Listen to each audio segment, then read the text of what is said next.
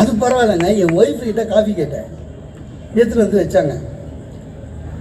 America 49. Thanks darling, I love யூன்னு. சோஃபாவில் உட்காந்து ஒவ்வொன்றும் அழுகுறான். ஏன்னா 20 வருஷத்தில் நம்ம சொல்லவே இல்லை சார். நம்மளாம் சொல்ல மாட்டோம்ல. நம்ம சொல்லுவோம் ஐ லவ் யூண்ணா. நம்மளுக்கு அது கெட்ட வார்த்தை ஆக்சுவலாக.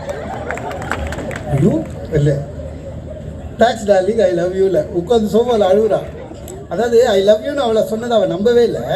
அவள் என்ன நினச்சி அழுகுறா, நான் வேற யாருக்கோ சொல்கிறத இவகிட்ட சொல்லி ட்ரையல் பார்க்குறேன்னு நினச்சி.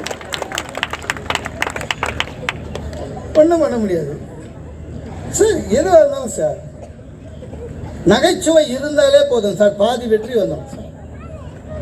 ஒரு பெரியவர் பொண்ணுக்கு கல்யாணம் பண்ணார். கல்யாணம் பண்ணி முடிச்சுட்டு அடுத்த நாள் மாப்பிள்ளை வீட்டில் தான் விருந்துக்கு வந்திருக்காரு. அடுத்த நாள் இருக்காரு. அந்த மாமனார்கிட்ட வாசலில் பிச்சைக்காரர் வந்து ஐயா எதாக இருந்தால் போடுங்க சாமி அப்படின்னா.